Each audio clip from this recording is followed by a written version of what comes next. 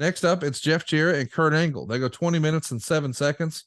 And how can we dress that up even more? Well, Mick Foley is the ringside enforcer. You're over like Rover here from the start. The crowd is chanting, "Thank you, Jeff." And you're in near tears going to the ring. They're showing a vignette with your 3 daughters. And Meltzer would say you couldn't ask for a better performance from Jarrett at age 41. And with 2 years out, Jarrett more than held up his end. And it was the usual level Angle pay-per-view match. Now, in this era, the Observer and the Torch, they were pretty consistent in thinking that Kurt Angle's like Mr. Pay-per-view. If you need a big-time performance at a big-time match on a big-time pay-per-view, you look no further than Kurt Angle. So you have your work cut out for you. Not only is it your first match back at 41 years old, after a 2-year layoff, with real personal tragedy in the rear view, now you're in there with the real legitimate wrestling machine, and people are chanting for you. Man, this had to be emotional coming to the ring here, because you've got all the stress and the pressure, but all the support and the love from the fans. And these same fans have just hated your guts for years and years, but now they're showing you this respect. This has to be a top moment in your career, is it not? For sure, Conrad. And as long as I had been around, and I did not mentally, because I like to kind of walk through, I still do it, walk through from the time I walk through the curtain to the time I get to the back. Just really think through it all, like everything, and crowd reactions, and maybe A, B, and C of this and that. And I didn't enter into my brain kind of the emotional component of, yeah, okay, I'm a baby face, but the story's there. But kind of the overwhelmingness of it, that caught me off guard. But I definitely had my game face on. And Conrad, that's why, I am so grateful. Here I am, 56 years of age and packing my wrestling bag tomorrow.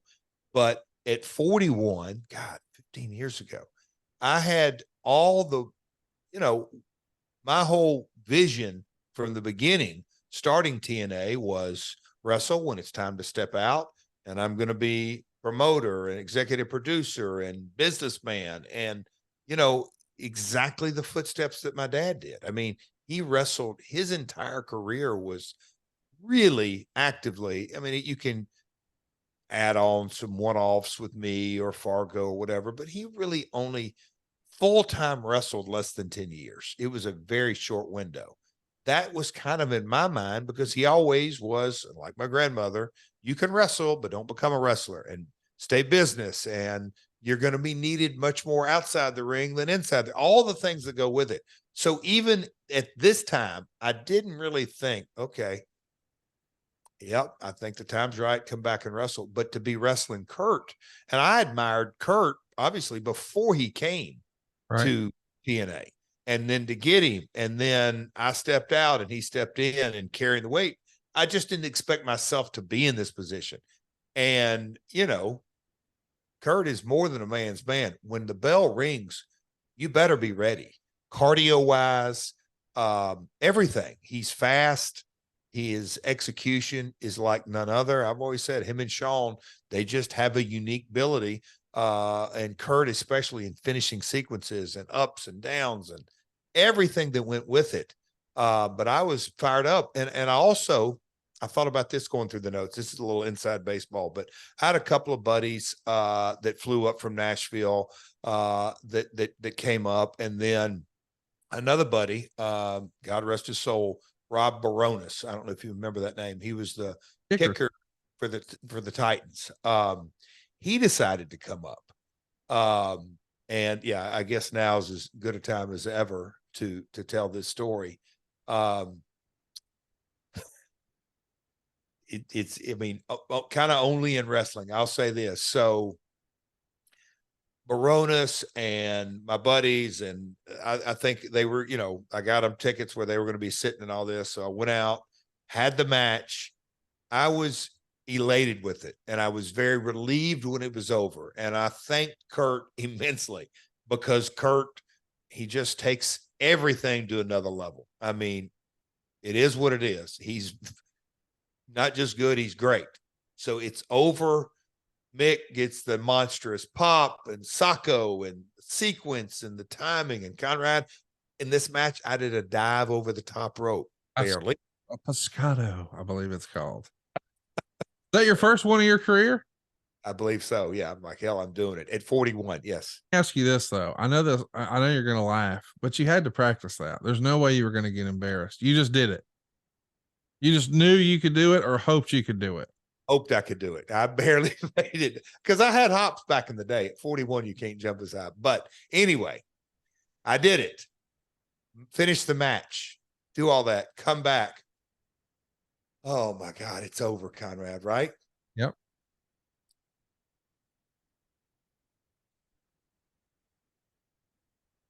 And in this building, there's 4 or 5 big dressing rooms, but there's a hallway of smaller dressing rooms. I was in one, Kurt's in one, Booker's in one, way down at the end of the hall, different ones. So match is over, done with. What do you think I have in my room? Some Rocky Mountain spring water. Yep. I heard about that. Yep. I have one to, anyway, so gonna go watch. And we're here. So I'm gonna let you pick back up in a second, but Sting and Joe are gonna tear the house down. And I hear, let's just say I heard Booker in a very sharp tone, I'm gonna kill this. And I'm just like, oh boy, what's going on? What's going on? What's going on?